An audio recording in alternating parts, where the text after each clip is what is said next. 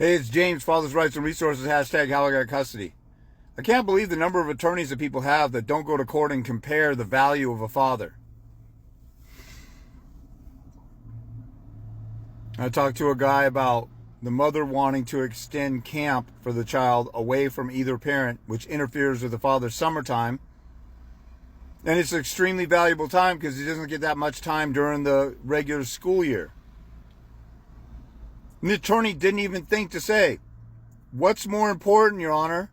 Camp with other kids or time with the father? There is no scientific study that says kids need children and other peers more than their own father. Every scientific study and data out there says you suffer the less you have a father involved in your life.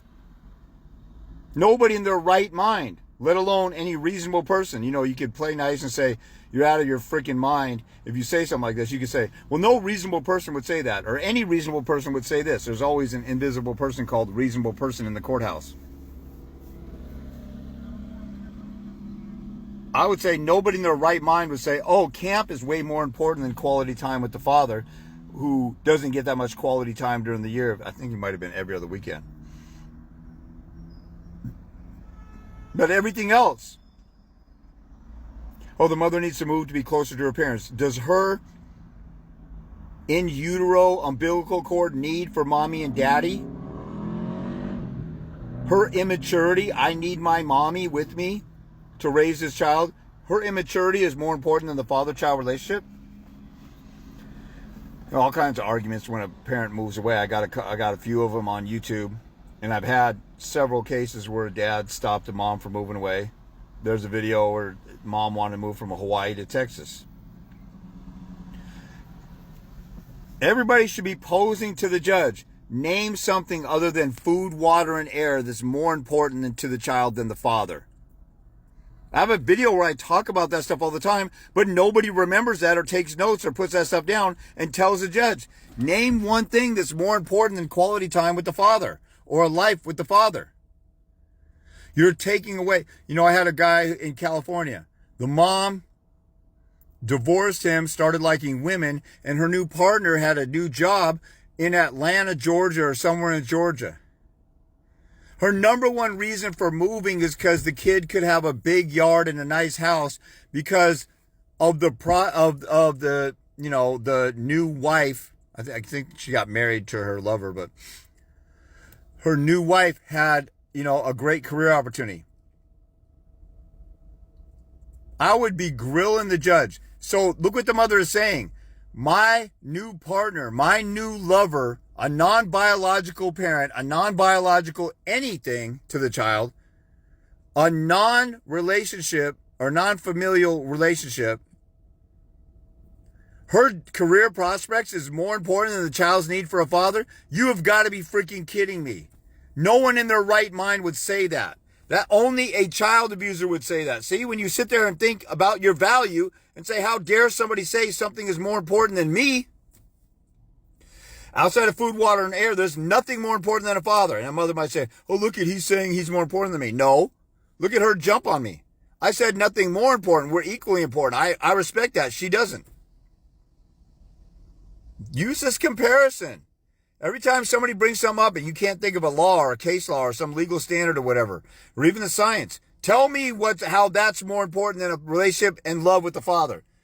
99% of you are not even making this basic argument.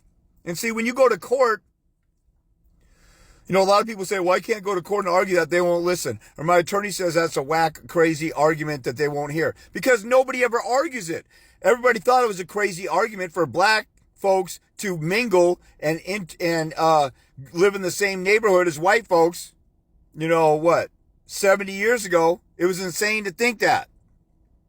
And integration and all that stuff was insane to some people because the norm, they were brainwashed to think separate but equal. Stay on the other side of the street. Have your own restaurant. Have your own bathroom. Have your own water fountain. That was a brainwashed, dehumanizing, you can live your own separate life in your own separate sector. They want dads to have their own separate but equal. It's the new Jim Crow. Family court. Dads get every other weekend. Separate but equal time is equal, even though it's not equal time. You got to go in there and unbrainwash these people. And so everybody says, oh, that argument won't work. That's silly. Because nobody's ever argued it before. Even though it's scientific, it's backed by the law and science and the public policy. You know, the statute says we want frequent and continuing contact. I was just talking to a dad in, man, what state was it? Was it Georgia? I think it might have been Georgia. And it opened up, I might be wrong, but it opened up and said the courts should do what's in the best interest of the child and try and maximize parenting children time as much as possible. Maximize. That means a lot. How can you actually get away with something not being a lot if it says maximize? But everybody's brainwashed. Everybody's used to these judges used to be family law lawyers, and they used to do all kinds of stuff. And flippantly just, oh, the dad is the every other weekend dad. That's the way we do it. That's the way it's been. That's the way it's been for 50 years. Dads are deadbeats. Dads suck. They're all brainwashed to think this, and you got to go to court and unbrainwash them. And your attorney says, well, don't go in there with that logical argument. They'll think that's silly. If everybody went in there with these logical arguments, we'd unbrainwash the courts. Compare fatherhood to anything else. Nothing compares. It doesn't come close. Put them on the spot. Make a guardian ad litem or a judge or somebody. Do you really think that that's more important than a relationship with the father? The mother's new lesbian wife, her career aspirations, and a big backyard. That kid on his deathbed is going to say, man, I'm so glad I didn't have a relationship with my dad, but I had a great big backyard, and my second mommy had a great job. Laying on his deathbed, he's going to say, my life was fulfilled because I had a great yard, and my stepmommy had a great career. They're not going to do that. See, if you paint a picture to show how stupid it is, you make them look stupid. But your attorney says, don't do that. And you obey your attorney because your attorney is your slave master. And you're scared to look funny in court. You're scared of this and scared of that. Stop being scared and grow some balls and act like you're the most important thing in the kid's life, because you are. And go in there and actually tell the truth. Well, I got to go in there and lie and pretend I'm a piece of shit and not stand up for myself because the court wants me to, because you're doing the same thing the attorneys are doing.